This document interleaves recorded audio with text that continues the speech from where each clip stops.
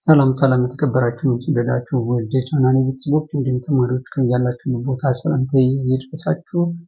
እንግዲህ ውድ ቤተሰብ ዛሬ ደግሞ ይዤላችሁ የመጣሁት ስምንተኛ ክፍል ሚኒስትሪ ኤግዛም ማትስ 2017 ላይ ተፈተኑ የነበሩትን ሶስት መሰረታዊ ጥያቄዎችን ነው ይዤላችሁ የመጣሁት ማለት ነው። እንግዲህ ይህን ቪዲዮ ላይክ፣ ሼር በማድረግ እንድትጀምሩ በአክብሮት እጠይቃለሁ። ከዛ በተጨማሪ እንግዲህ ለዚህ ቁም ነገር አዘል ቻናል አዲስ የሆናችሁ ሰዎች ደግሞ ይህን ቻናል ሰብስክራይብ በማድረግ ሰብ እንድትሆኑ በአክብሮት ጠይቃለሁ።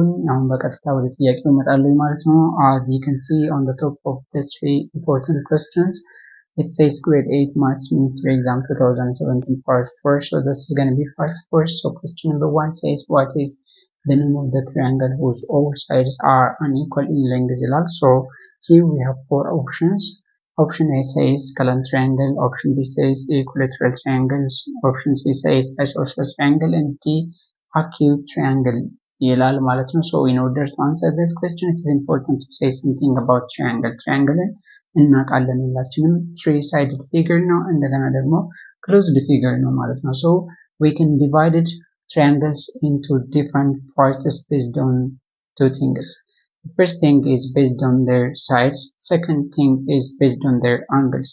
አንግላቸው በሶስት እንከፍላቸዋለን፣ በሳይዳቸውን በሶስት ይከፈላሉ ትሪያንግሎች ማለት ነው። ስለዚህ based on their sides, scalene triangle,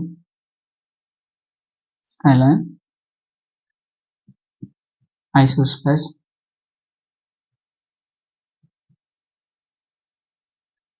and equilateral.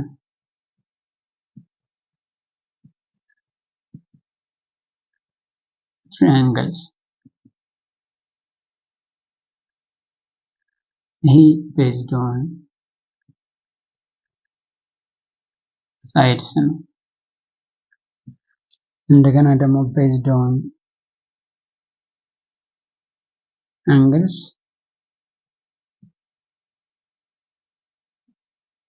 angles ደግሞ ምን ሊሆኑ ይችላሉ? acute, right, and obtuse.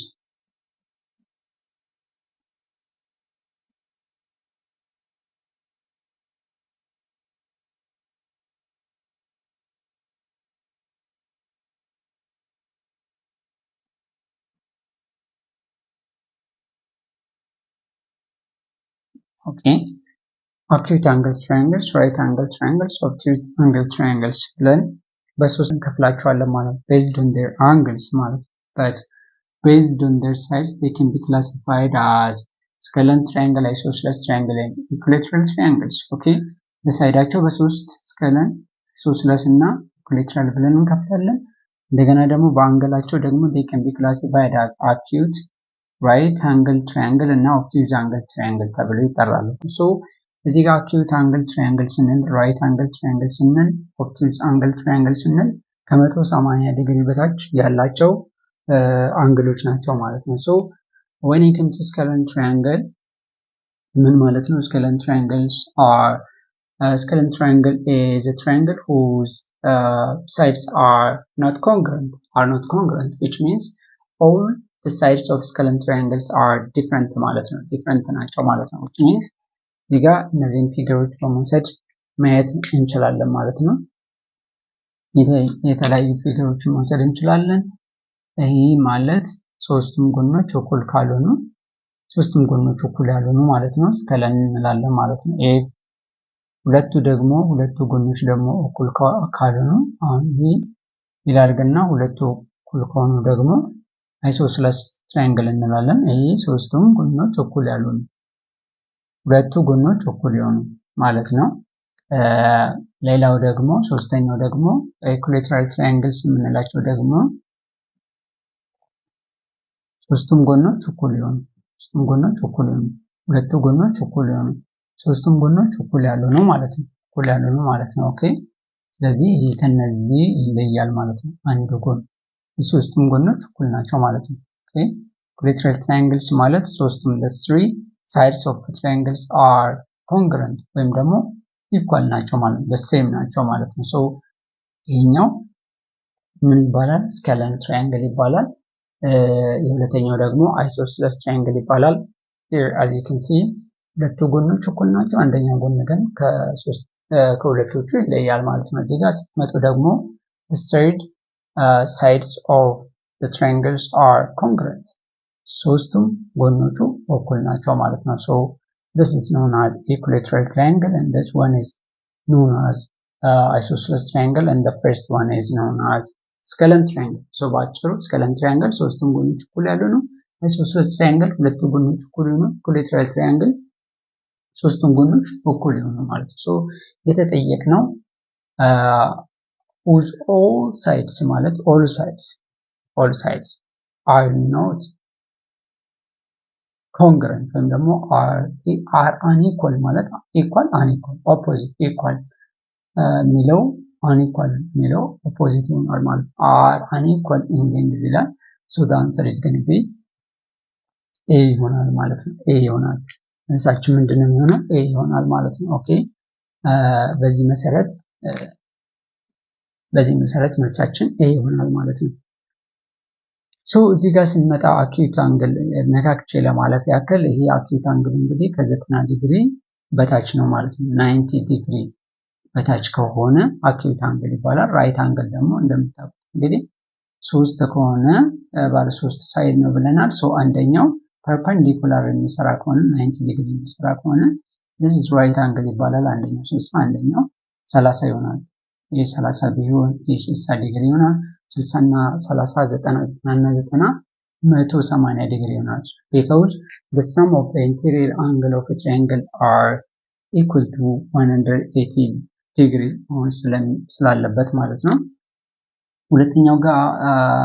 ሶስተኛው ጋር ስመጣ ደግሞ ኦብቲዩዝ አንግል ትራያንግል ወይም ደግሞ ዘርጥ አንግል የምንለው ነው። ሶ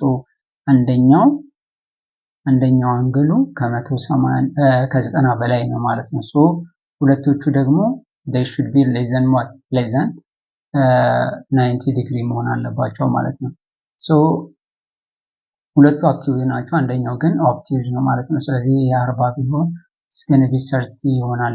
this is going to be 110 ይሆናል ማለት ነው። ስለዚህ ይሄኛው በሰፋ ቁጥር እነዚህ እየቀነሱ ነው የሚመጡት ማለት ነው። ምክንያቱም ቅድም እንደተናገርኩኝ ኢንቴሪየር አንግል ሰማቸው 180 ዲግሪ መሆን ስላለበት so this plus 110 plus 40 plus 30 should be what? should be equal to 180 ዲግሪ ጋር እኩል መሆን አለበት ማለት ነው። so 40 plus 30 70 plus 110 is 180 ማለት ነው። ስለዚህ እነዚህ በአንግላቸው በሶስት አኪዩት አንግል ራይት አንግል ትራያንግል እና ኦብቲዩዝ አንግል ትራያንግል so obtuse angle triangle is a triangle whose degree measure is greater than 90 degree but less than 180 degree የሆነ ማለት ነው። between 90 እና 180 degree መሆን አለበት ማለት ነው። አንደኛው ብቻ ነው እንጂ ሌሎቹ ግን አኪዩት ነው የሚሆኑት ማለት ነው። አኪዩት የሚሆኑት which means their degree measure is less than 90 degree የሚሆኑት ማለት ነው። እዚህ ጋር 40 ነው፣ እዚህ ጋር 30 ነው። 30 እና 40 72 ድምር ራሱ ከዛ ከ90 በታች ነው ማለት ነው። so this type of angle is known as obtuse angle triangle እንላለን ማለት ነው። so መልሳችን አሁን የተጠየቅነው ምንድነው?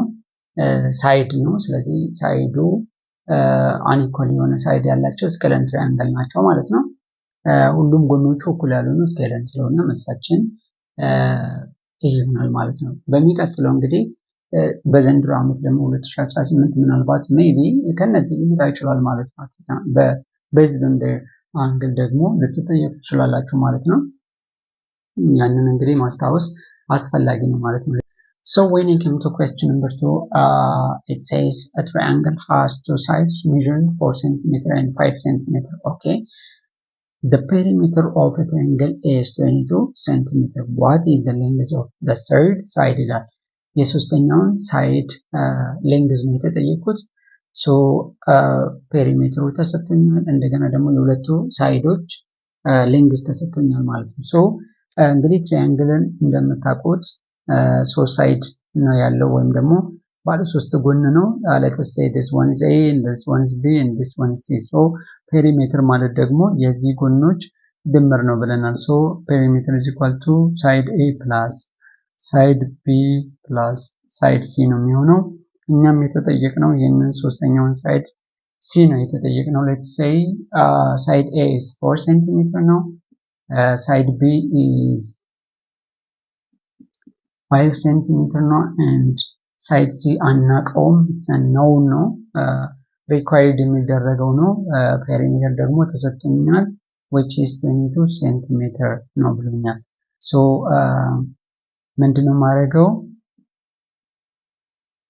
እነዚህን እንደምራለሁ ማለት ነው። ሶ እነዚህን ስደምረው ምን ይሆናል ማለት ነው 22 ሴንቲሜትር which is equal to 4 plus 5 is 9 okay 9 ሴንቲሜትር ይሆናል ወይ ፕላስ ሲ ይሆናል ማለት ነው። ስለዚህ ሲ ስናሸጋግረው ሲ is equal to 22 minus 9 ስለዚህ እዚህም ሴንቲሜትር ስላለ ኮመን ሴንቲሜትር እናወጣለታለን። 3 ሴንቲሜትር is equal to 22 minus 9 ማለት ስንት ነው የሚሆነው 13 ሴንቲሜትር ይሆናል ማለት ነው። ስለዚህ ሶስተኛው ሳይድ ስንት ነው የሚሆነው 13 ሴንቲሜትር ይሆናል ማለት ነው። በጣም ኢዚ የሆነ ጥያቄ ነው ማለት ነው። ማንኛውም ተማሪ ሊመልስ የሚችል ጥያቄ ነው ማለት ነው። ስለዚህ መልሳችን ምንድነው? Now let me come to question number 3. So question number 3 says what is the circumference of a circle of radius 4 cm? So r ተሰጥቶኛል r is equal to 4 cm ነው።